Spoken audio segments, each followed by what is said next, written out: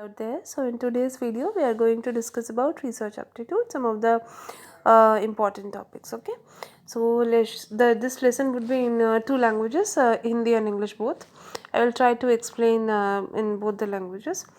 So research aptitude, what is basically research? If you see look at the word research, you will get to know that the word is made up of two re and search. Search is a word, and search ke before may we are putting re, that means re is again. Okay, so that means there is a topic, और उस topic के बारे में if you are doing more and more, if you are adding more information to that topic, the newer information to the existing topic, okay, ज़्यादा information आप उसमें add कर रहे हैं या फिर कोई new contribution you are like doing to making a new contribution. Okay, यानी कि एनी पर्टिकुलर टॉपिक में कोई भी एक इशू है, कोई भी प्रॉब्लम है, कोई भी इवेंट है, उस इवेंट से रिलेटेड देयर इज़ यानी कि एक इंफॉर्मेशन है. ओके, उस इंफॉर्मेशन में अगर आप कोई भी और एडअप इंफॉर्मेशन ऐड करते हो, कोई भी चीज़ न्यू ऐड करते हो, कुछ नई जानकारी ऐडअप करते हो, that is actually research. Like for example, I'm making you understand in a more simple way. Suppose we all know about Mahatma Gandhi. Okay, so might be there is a, अगर if we chose a topic that okay Mahatma Gandhi के बारे में लिखना है, okay, Mahatma Gandhi के life के बारे में जानना है. So might be as a researcher what we will do is we will Mahatma Gandhi के लाइफ के बारे में जानने के लिए उनकी जो जितनी भी पास्ट हिस्ट्री है उनके लाइफ के बारे में पढ़ेंगे ना, जानने की कोशिश करेंगे. वो कहाँ रहते थे, फिर उनके घर के बारे में, उनकी फैमिली के बारे में, हर चीज़ के बारे में रिसर्च करेंगे ना. हो सकता है जब हम रिसर्च करें एक चीज़ ऐसे निकल के आए कि जो आप जब पढ़ेंगे रिसर्च यानी कि उनके बारे में पता करने की कोशिश करेंगे पढ़ाई यानी कि ज़्यादा स्टडी करके, तब आपको हो सकता है ये as a researcher, research scholar आपको ये समझ में आए कि अरे ये इन्फॉर्मेशन तो एकदम न्यू है. जो for example as a researcher बहुत सारे वेबसाइट्स को आपने काइंड ऑफ फॉलो किया है, यानी कि आपने किया बहुत बहुत गहरा रिसर्च किया एंड आपको ये मिला कि अरे जो इन्फॉर्मेशन आपको मिला है वो तो महात्मा गांधी के बारे में किसी ने पहले नहीं निकाला है, यानी कि ये चीज़ न्यूली एडेड है, यानी कि न्यूली फाउंडेड है, जो आपको मिली है पहले किसी को नहीं मिली है. दैट इज़ व्हाट, कोई भी टॉपिक के बारे में आपने न्यू इन्फॉर्मेशन दी ना, आपने ऐड किया ना उस चीज़ को, आपने एक न्यू कंट्रीब्यूशन किया. क्यों किया, कैसे किया? क्योंकि आपने उस चीज़ के बारे में ज़्यादा खोजा, सर्च किया. ओके, तो इसमें क्या हो जाएगा, न्यूअर कंट्रीब्यूशन है ना, आपने दिया सोसाइटी के लिए ये एक काइंड ऑफ कंट्रीब्यूशन किया. ठीक है, तो ये प्रेस्टिजियस थिंग है ना that you did. So that is what research research. And when we do research, when we want to dive deep into like into any topic, even in our day to day activities also, when we are like suppose UGC net may be like paper 1 and paper 2 सब paper 1 तो equal है, but paper 2 different papers है ना. In my case it is English.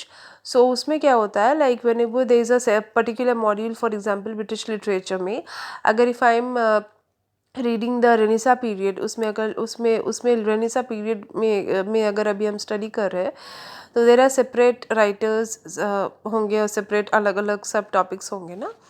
तो उस sub topics में यानी कि जितने भी डिफरेंट राइटर्स होंगे उन राइटर के बारे में मुझे सर्च करना पड़ेगा. एंड देन सर्च करने के बाद यानी कि वीडियोस को मैं रिफ़र करूँगी, डिफरेंट वीडियोस को. फिर हो सकता है मैं गूगल में भी जाऊँ, बहुत सारे ऑथेंटिक जितने भी वेबसाइट्स हैं उसको मैं एक बार देख लूँ, मतलब जो होते हैं बहुत सारे 2 से 3 वेबसाइट्स को मैं पहले रिफ़र करूँ, अच्छे से पढ़ लूँ, and then I make my separate notes. So what is I am doing, I am like kind of doing a research. No, research यानी कि पता कर रही हूँ कि इस टॉपिक के बारे में क्या है इन्फॉर्मेशन. दैट इज़ व्हाट, तो ऑलरेडी एग्जिस्टिंग इन्फॉर्मेशन को आप लर्न कर रहे हो. एंड देन मेरे केस में तो मैंने जैसे एग्जांपल दिया वो आप लर्न कर रहे हो, तो इसीलिए आप क्या कर रहे हो, आपको जानकारी मिली है ना. और अगर कोई जानकारी आपको न्यू मिलती है तो आप क्या कर रहे हो, उसमें सोसाइटी के लिए कंट्रीब्यूट कर रहे हो ना, आप ऐड करते हो उस न्यू इन्फॉर्मेशन को. सो that is also a kind of good thing that a researcher can do. Next is characteristics of good research. Obviously इसमें ये बात है कि एनी गुड रिसर्च कैसे हो सकता है, कोई भी research how we can say that research can be considered as good. Okay, उसमें क्या हो जाएगा, first is research should be, every research is this systematic का मतलब होता है structured. Every research needs to be structured. It's like कि कोई जैसे like for example, even giving you an example, like even before studying, there is a planned routine, no, like for example, today I will complete 5 chapters of paper 1, and for example 5 to 6 chapters of paper 2. So there is a structured thing ना, ऐसे नहीं कि we are randomly sitting and then thinking कि okay fine, like चलो इसका paper 1 का कुछ पढ़ लेते हैं, सारा दिन पेपर 1 का ऐसे कर दिया, पेपर 2 का पढ़ा. इट्स लाइक कि उसमें भी पढ़ाई होगी, लेकिन उसमें जो ब्रेन है उसे समझ में नहीं आएगा कि these are the target. So it's like research has a target. ऐसे रैंडमली रिसर्च नहीं करता है ना, कोई भी पर्टिकुलर चीज़ को ब्रिंग आउट करने के लिए, कोई भी रिजल्ट, कोई भी कंक्लूजन लाने के लिए, यानी कि कोई भी चीज़ का प्रॉब्लम है, there is a problem, and उस प्रॉब्लम का सलूशन करने के लिए हम लोग रिसर्च करते हैं ना. So every research is systematic, it is a plan thing. Like randomly nobody does research, okay, is not into research. तो there is a particular issue, particular event, एक फिनोमेना होगा, उस यानी कि कोई इशू होगा, उस इशू को सॉल्व करने के लिए we are doing research. So that is why there is a structured thing. और उसमें ये होता है, there are several steps of research ना. जब हम लोग आगे पढ़ेंगे steps of research in depth, तब हमें पता चलेगा कि there are several steps of research. It's like for example A से Z, these are alphabets. Consider A से जेड, जैसे मैंने बोला ए से Z, these are the steps of research. तो ऐसा नहीं है कि जेड जो है आपको पहले, यानी कि स्विच नहीं हो सकता. जैसे for example 1 to 10, okay, 1 to 10 are the steps. So you can not do like 10 को you are putting in the first and then 2 को you are just shift and change नहीं होगा रिसर्च के प्रोसेस में.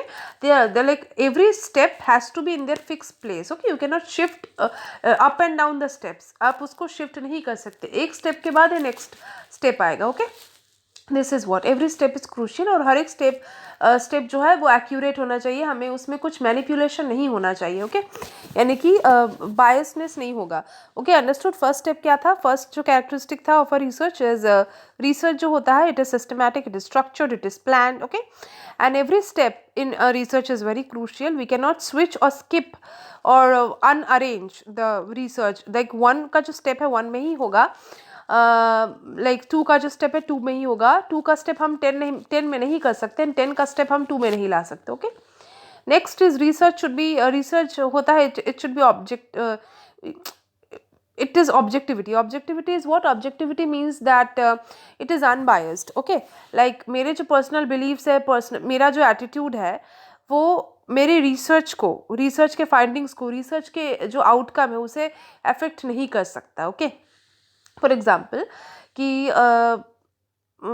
Suppose there is a film, एक new movie निकली है, उस मैं मूवी पे रिसर्च कर रही हूँ कि इस देखिए, try to understand. There is a movie, okay, so उस मूवी, एक न्यू मूवी आई है, तो मैं ये रिसर्च कर रही हूँ कि ये मूवी को देखकर ये मूवी जितने भी ऑडियंस देखेगी उन ऑडियंस पर इस मूवी का क्या असर होगा. ओके, सो इसमें क्या हमें मिल रहा है, 2 वेरिएबल्स मिल रहे हैं. अंडरस्टैंड, इसमें एक मूवी है और एक है audience. Okay, movie, sorry, audience पर क्या असर होगा. सो ऑब्वियसली इसमें इंडिपेंडेंट कौन है, यहाँ पर है असर. किस पे हम लोग असर देख रहे हैं, ऑडियंस पे. ऑडियंस जो है, ऑडियंस पे हम लोग असर देख रहे हैं, राइट. तो audience will be the dependent ones and independent will be the movie. Okay, so movie है, एक number, first variable is movie, another variable is that the audience. Okay, like जो impact on the audience of this movie. Okay, लेकिन मैंने जब ये खुद movie देखी तो मुझे लगा कि नहीं, this movie is not right, because उसमें हो सकता है ऐसे सीन्स है which is not right for the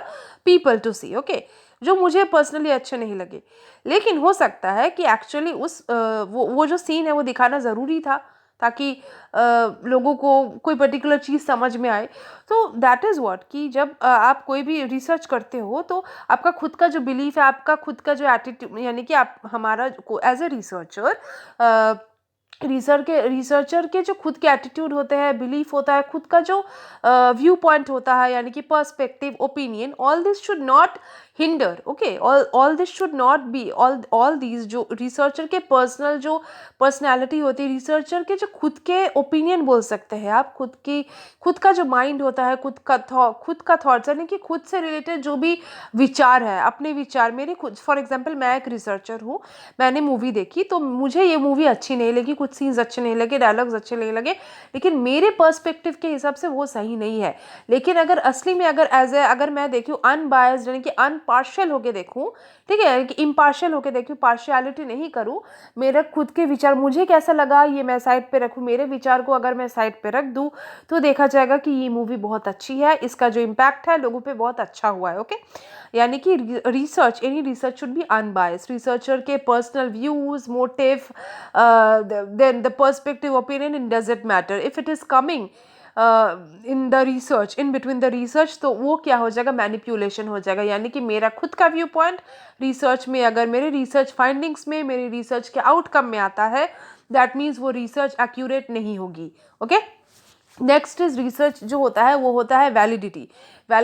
ये सारे like you should not consider कि रिसर्च का जितने भी पॉइंट्स हैं मैं ऊपर नीचे करके बोल रही हूँ, ओके। ये नहीं है कि लाइक कैरेक्टरिस्टिक्स जो है आप वैसे ही करके याद करें, इसमें स्विचिंग हो रहा है ऊपर नीचे, all these are characteristics only, okay, of a good research. Next we have the validity यानी कि उसमें हो रहा है कि कोई चीज़ कितना, लाइक फॉर एग्जाम्पल वैलिड आप बोल सकते हो कि कितना हद तक सही है, पॉइंट ऑफ व्यू कितना सही है, like validity you can understand now, like according to the context, according to the situation, whatever the event is, whatever you are saying, it is right, like it is according to, it is correct, actually it is so in aligned with the situation. Giving you a very simple example, there are two friends, uh, okay, तो दोनों में एक बातचीत हो रही है, दोनों like WhatsApp chatting हो रही है, okay, they are having a conversation. उसमें क्या होता है, लाइक माइट बी उस कॉन्वर्सेशन में वो लोग बोल रहे हैं कि they are planning a trip to Manali. उसमें दो फ्रेंड्स में कॉन्वर्सेशन हो रहा था ना, उसमें से एक फ्रेंड अचानक से बोल देता है ओके फाइन कि do you know like my semester exams are coming, तो understand the conversation was about Manali trip. अचानक से एक फ्रेंड ने बोला कि तुम्हें पता भी है मेरा एग्जाम कब है, like all this and all that.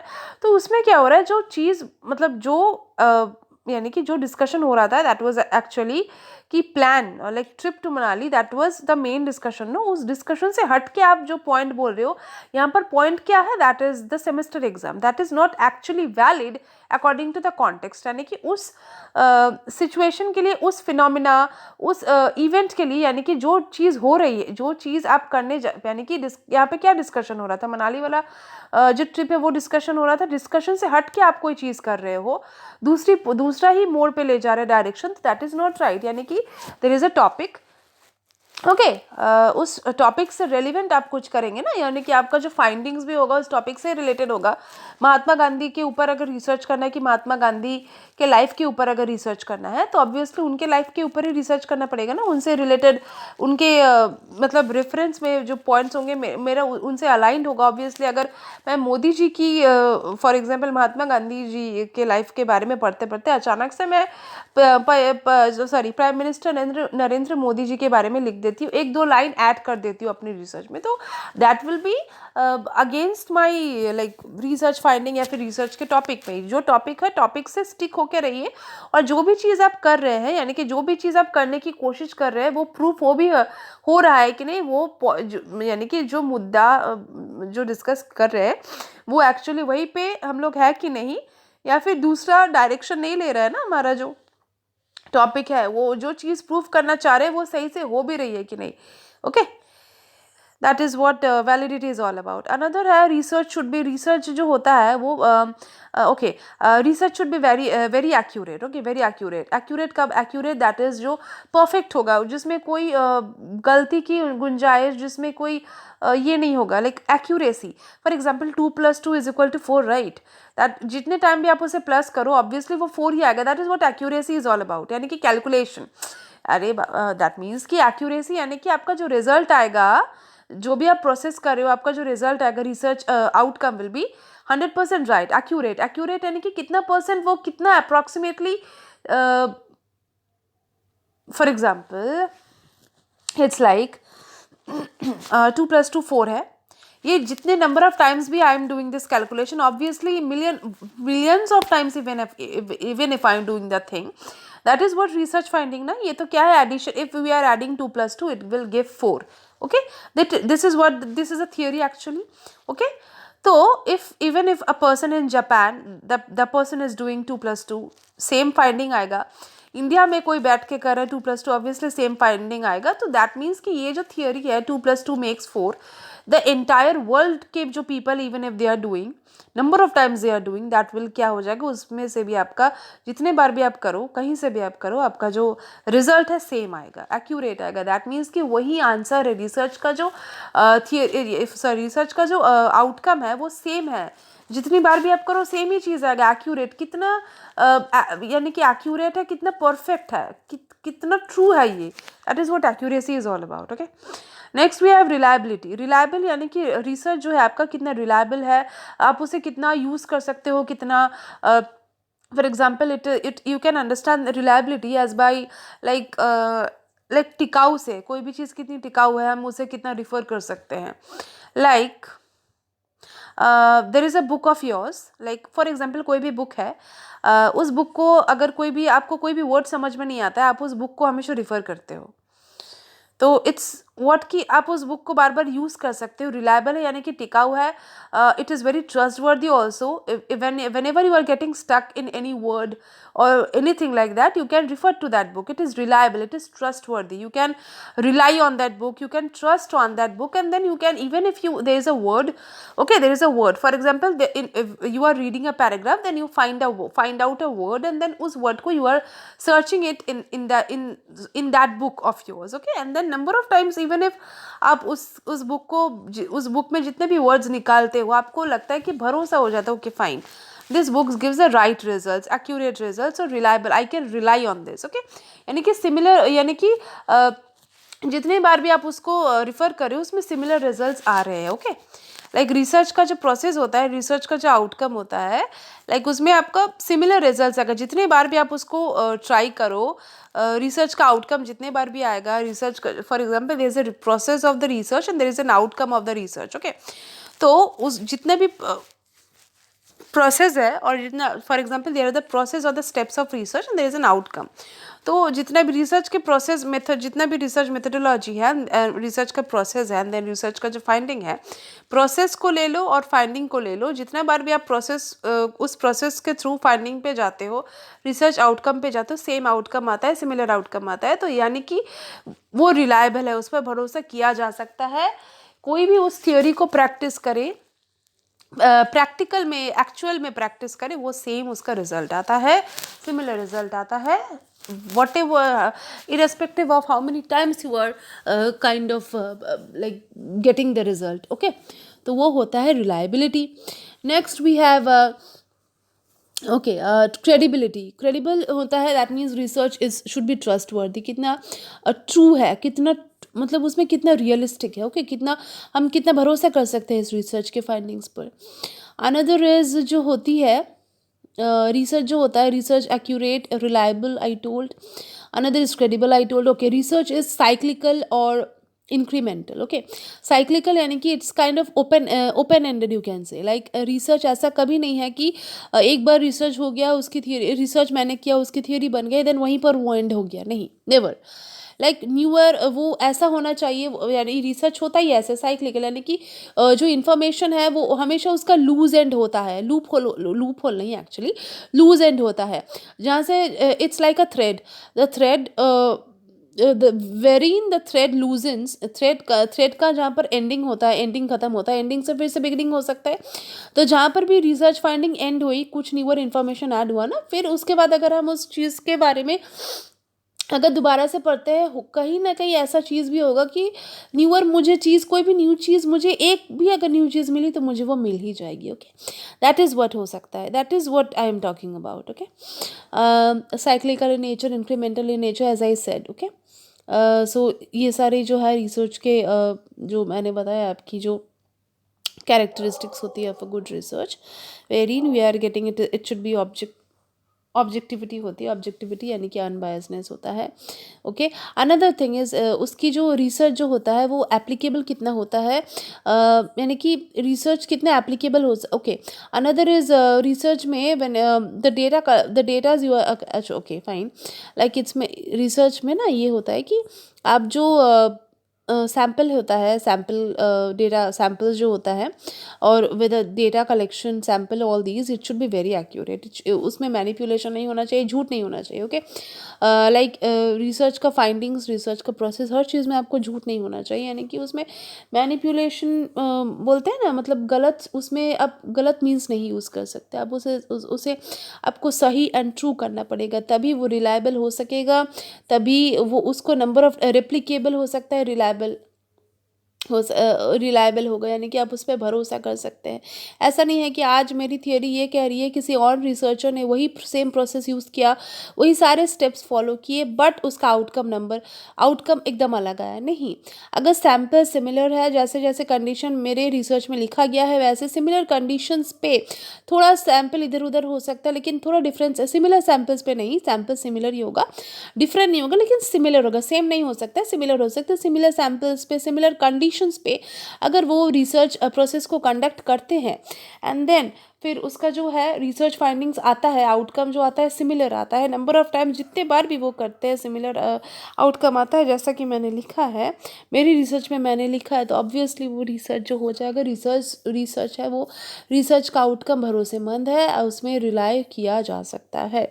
Okay, now next is steps of research. Okay, steps of research में the first one is you have to select a topic, there is a selection of the topic, next is there is a research problem, topic select करने के बाद जो है like research problem होता है, there is next step is problem of the research, there is a topic and then there is उस topic को पढ़ने के बाद एक टॉपिक होगा, उस टॉपिक से उस टॉपिक का ही आपको देर इज अ क्वेश्चन होगा ना, ऑब्वियसली उसी क्वेश्चन को देर इज अ इशू, उसी इशू को आप सॉल्व करने के लिए रिसर्च कर रहे हो, so there is a topic and then there is a question of there is a research problem, okay, based on the topic. Next the third step is I am telling you step by step. Okay, ये step by step ये होता है, in the beginning I told you कि research के जितने भी steps होते हैं you can not like skip, ऊपर नीचे अनअरेंज्ड वे से नहीं कर सकते, वन जैसा स्टेप है वैसे ही स्टेप रहेगा, chronological way. okay, the first is select a topic, next the second step will be there is a after selecting a topic there is a research problem, okay, finding a research problem. The third one is literature review, okay, that means reading the entire background of about the topic, okay, by referring to articles, newspapers, different websites, journals and all that. The fourth one it will be after literature review, उसमें ये आता है आपका objectification आता है, like formulating the objectives, okay, broader objectives होगा यहाँ पे कि ऑब्जेक्टिव क्या है आपका, पढ़ लिया, उसके बाद आपको क्या ऑब्जेक्टिव है कि आपको क्या क्या करना है, क्या फाइंड आउट करना है। ओके, ऑब्जेक्टिव फॉर्मुलेशन हो जाएगा, उसके बाद होगा आपका identification of the variable, you have to like identifying the variables and then hypothesis formulation, variables find out करना है, identify करना है, then आपको ये करना है कि hypothesis formulate यही हो जाएगा। उसके बाद होगा आपका preparing a research design में आपको ये करना है कि like it's a kind of project work के पहले होता था ना, the contents, these like contents में these are index में, जैसे for example इतने सारे chapters है, इस chapters के सब topics इतने इतने हैं, ऐसे है, suggested readings and all that, so it is a chronological way of telling what are the topics, what are the sub topics, उस सब टॉपिक्स के अंदर आप लोग क्या इंक्लूड करोगे, ऑल दिस स्टफ्स की रिसर्च कैसे होगी, कैसे, it's a kind of planned way, okay, a kind of format it is giving of your research, a blueprint. Okay, now we have, after this preparation of the research design, you will have that, you have to carry out the sampling. Sampling carry out करोगे, उसके बाद sampling के बाद collection of the data, okay, data collection. Next after collecting the data, उस data को collect करने के बाद देर इज़ अ थिंग कि डेटा कलेक्ट कर लिया डेटा ना, अब उसी डेटा को आप एनालाइज करोगे, परखोगे, जांचोगे, जांचना है, जजमेंट करना है, मतलब क्रिटिकल एनालिसिस करनी है of those datas, data analysis, and then hypothesis testing, यानी कि डेटा जो कलेक्ट किया, डेटा कलेक्ट किया, उस डेटा को ही अभी आपको टेस्टिंग करना है, डेटा ही टेस्टिंग कह सकते हैं आप, या डेटा एनालाइजिंग कह सकते हैं, या फिर हाइपोथेसिस टेस्टिंग। हाइपोथेसिस यानी कि क्यों बनाते हैं, ऑलरेडी जो थ्योरी बनी हुई, यानी कि मेरे माइंड में एक बिलीफ था कि काइंड ऑफ अनुमान लगाते हैं, एजम्पशन कि ऐसा हो सकता है, ओके, और मेरे पास ऑलरेडी फाइंडिंग है, यानी कि जो मेरे पास ऑलरेडी स्टेटमेंट मैंने लिखा था और मैंने अभी जो फाइंडिंग किया, दैट मीन्स जैसे कंपैरिजन मुझे करना है कि मैंने जो स्टेटमेंट पहले लिखा था, मुझे जो लिटरेचर रिव्यू करने के बाद मुझे लगा कि ऐसा शायद हो सकता है अभी, लेकिन फिर मैंने जब डेटा कलेक्ट किया, फिर उसको डेटा कलेक्ट करने के बाद जब एनालाइज किया मेरे डेटास को, अब वो डेटास क्या रिजल्ट बता रहे हैं, मैंने जो स्टेटमेंट पहले लिखा था, अब स्टेटमेंट जो पहले मैंने लिखा था, हाइपोथेसिस जो मैंने बनाई थी, अनुमान जो मैंने एजम्पशन किया था, और मैंने जो फाइनली डेटा कलेक्ट किया, डेटा कलेक्ट करने के बाद जो मुझे डेटा कलेक्शन के जो आंसर्स मिल रहे हैं वो उसमें, और हाइपोथेसिस में क्या रेलिवेंस है, अगर वो हाइपोथेसिस मेरी सही है या फिर हाइपोथेसिस मेरी गलत है, whatever it is, then data collection के बाद there is a step very nice set की data collection, data analysing and hypothesis testing. उसके बाद क्या आता है, जनरलाइजेशन एंड इंटरप्रिटेशन, यानी कि आपका जो भी रिजल्ट फाउंडिंग है, रिसर्च फाउंडिंग, अभी आप उसको इंटायर पॉपुलेशन में आप उसे जनरलाइज करोगे, whatever it is, hypothesis सही है, हाइपोथेसिस गलत है, उसको आप जनरलाइज करोगे, and then generalisability and interpretation, यानी कि आप उसको यानी कि रिसर्च का कंक्लूजन क्या मिला, उसके बाद finally you have to write a research report. Understood? So first is what? Select a topic. Then next one is then research, finding a research problem. Third one is literature review. Fourth one क्या आएगा, literature review के बाद objective formulation, उसके बाद आएगा identifying variable and then formulation, identify variable and then hypothesis formulation, उसके बाद preparing a research design हुआ, उसके बाद sample collection, sampling, carry out the sampling, उसके बाद data collection of the data, उसके बाद data collection, जिस data को आपने collect किया उसी को आप फिर अभी testing करोगे, किसके साथ testing करोगे, हाइपोथेसिस जो आपने बनाई थी उसके साथ में रख के टेस्टिंग करोगे, कंपैरिजन होगा, data collection, data analysing and then hypothesis testing. Understood? उसके बाद आएगा जनरलाइजेबिलिटी एंड इंटरप्रिटेशन, उसके बाद लास्ट में आएगा आपका ये राइटिंग अ रिसर्च रिपोर्ट, यानी कि आपका सारा कंक्लूजन जो भी आपको मिला वो आपको रिसर्च फाइंडिंग का रिजल्ट आपको यहाँ पे लिखना है। Okay, that's all for today's video. अगर आप देखेंगे चैनल में आपको पता लगेगा कि मेरा जो है चैनल, उसमें paper 1 is for UGC net, paper 1 sorry मैं चैनल मेरे चैनल में पेपर 1 में यूजीसी नेट के सारे यूनिट्स मैं अपलोड करती हूँ, paper 2 is only for English, and then ये जो है रिसर्च एप्टीट्यूड का टॉपिक है, उसमें मैं क्या कर रही हूँ, रिसर्च एप्टीट्यूड का प्लेलिस्ट रहेगा, under that playlist actually will get all the topics and subtopics of this research aptitude. Okay, thank you so much. अगर कोई इशू होगा, समझने में कोई इशू होता है या फिर ऐसा कुछ है मैंने मिस आउट कर दिया हो, तो प्लीज़ डू कॉमेंट में मेंशन कर दे सकते हो, और अगर ऐसा कोई टॉपिक है विच आई कैन लाइक एक्सप्लेन और मेंशन, देन ऑल्सो आप वहाँ पर क्वेरी कर सकते हो अपना। Okay, thank you so much.